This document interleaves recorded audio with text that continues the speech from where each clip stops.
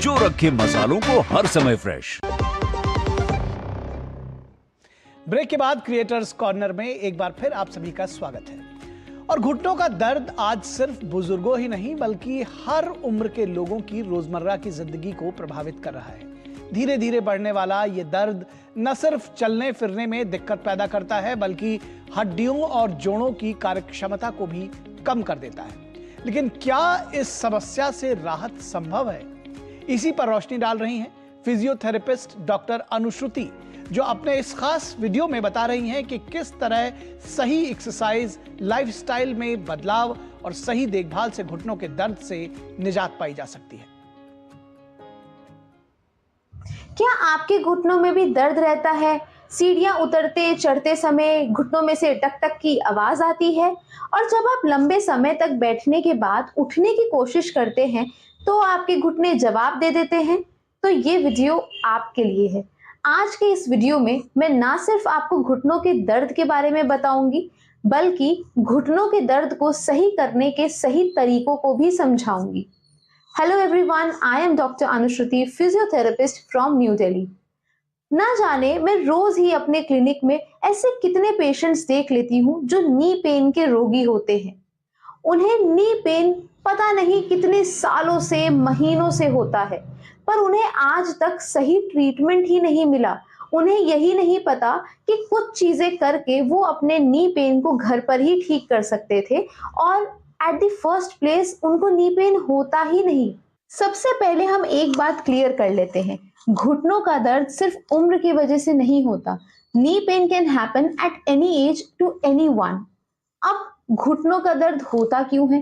घुटनों के दर्द होने के पीछे कई कारण होते हैं, जैसे कि बॉडी वेट बढ़ना, गलत हैबिट अपनाना, गलत लाइफस्टाइल जीना, गलत तरीके से एक्सरसाइज करना। इन सब चीजों की वजह से घुटनों में दर्द आ सकता है। एक बात यहाँ बहुत इंपॉर्टेंट है समझना, जो हमारा नी जॉइंट होता है वो एक ऐसा जॉइंट है जो इंडिपेंडेंटली वर्क नहीं करता। नी जॉइंट हमारी थाई मसल्स के ऊपर डिपेंडेंट होता है। अगर हमारी थाई मसल्स स्ट्रॉन्ग है तो knee joint safe and strong है। अगर थाई मसल्स वीक है तो नी जॉइंट वीक ही है और इससे आपको दर्द बढ़ने के चांसेस ज्यादा होते हैं। चलिए जानते हैं हम नी पेन को घर पर ही किस तरीके से प्रिवेंट कर सकते हैं और कुछ एक्सरसाइजेस से कैसे ही हम नी पेन को थोड़ा कम कर सकते हैं। सबसे पहले आप सीधे लेट के अपने दोनों एड़ी पंजों को आगे और पीछे इस तरीके से मूव करेंगे। इससे आपके पैरों में, आपके काफ में ब्लड सर्कुलेशन बढ़ेगा और नी की हेल्थ भी इससे काफ़ी अच्छी रहेगी। ये एक्सरसाइज आप 10 बार करेंगे। उसके बाद आप उन्हीं एड़ी पंजों को गोल गोल घुमाएंगे, 10 बार क्लॉकवाइज और 10 बार एंटी क्लॉकवाइज। ये भी एक्सरसाइज आपको ब्लड सर्कुलेशन और मसल रिलीज करने में हेल्प करेगी। नेक्स्ट एक्सरसाइज में आप एक टॉवल या कपड़े का रोल लेकर के अपने हील यानी एड़ी के नीचे रखेंगे और अपने हील से नीचे की तरफ प्रेस करेंगे और 10 सेकंड्स तक होल्ड करेंगे। उसके बाद रिलीज करके दोबारा रिपीट करेंगे। ये एक्सरसाइज भी आपको 10 बार करनी है, 10-10 सेकंड के होल्ड के साथ। याद रखें, हर एक्सरसाइज हम दोनों ही पैरों के साथ करेंगे, इररिस्पेक्टिव कि आपको नी पेन एक ही पैर में क्यों ना हो। एक्सरसाइज दोनों पैर की होगी। नेक्स्ट एक्सरसाइज में हम अपने पैर का पंजा अपनी तरफ खींच के पैर को सीधा ऊपर हवा में उठाएंगे।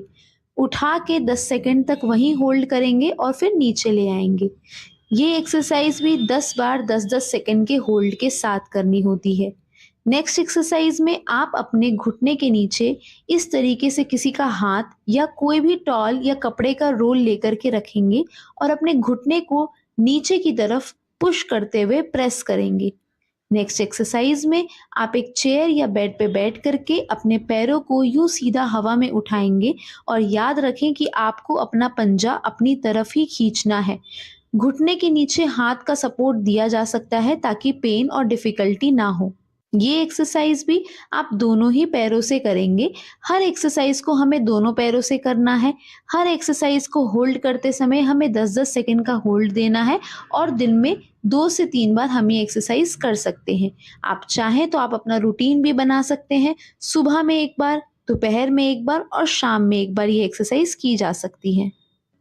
एक बहुत इंपॉर्टेंट बात, हर नी पेन सेम नहीं होता, इसलिए हर एक्सरसाइज हर पेशेंट के लिए सेम और सेफ नहीं होती है। अगर आप बिना समझे बिना सीखे सही तरीके से नहीं करते हैं सारी एक्सरसाइजेस को, तो आपको आपका नी पेन बढ़ा हुआ भी लग सकता है, जो कि नॉर्मल है। गलत एक्सरसाइज करने के पैटर्न से ऐसा होना पॉसिबल है। अब सबसे इम्पॉर्टेंट बात, डॉक्टर को कब दिखाएं? अगर आपको चलने में डिफिकल्टी हो रही है, जब आप अपने घुटनों को देखते हैं तो आपको कुछ डिफॉर्मिटी भी दिखने लगी है, अगर आपको सोने में भी तकलीफ होने लग गई है, घुटनों में स्वेलिंग आने लग गई है, जकड़न ज़्यादा महसूस होने लग गई है, दिन ब दिन आपका दर्द बढ़ता ही जा रहा है, और घर के प्रिवेंटिव मेजर्स और एक्सरसाइजेस को करके अगर 7 से 10 दिन बाद भी दर्द में कमी नहीं आ रही है, तो यही वक्त है कि आप अपने फिजियोथेरेपिस्ट से तुरंत मिले।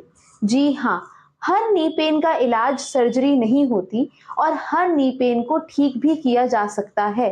तो इसीलिए आपका आपके फिजियोथेरेपिस्ट से मिलना बहुत ज़रूरी है, सही टाइम पे सही वक्त पे। याद रखें, नी पेन, घुटनों का दर्द शुरुआत में तो छोटी छोटी प्रॉब्लम लगती है, लेकिन बढ़ते बढ़ते धीरे धीरे यही प्रॉब्लम हमें चलने फिरने से भी रोक देती है। अपने डॉक्टर से सही टाइम पे सही वक्त पर मिलना बहुत जरूरी है। इसी के साथ आज के क्रिएटर्स कॉर्नर के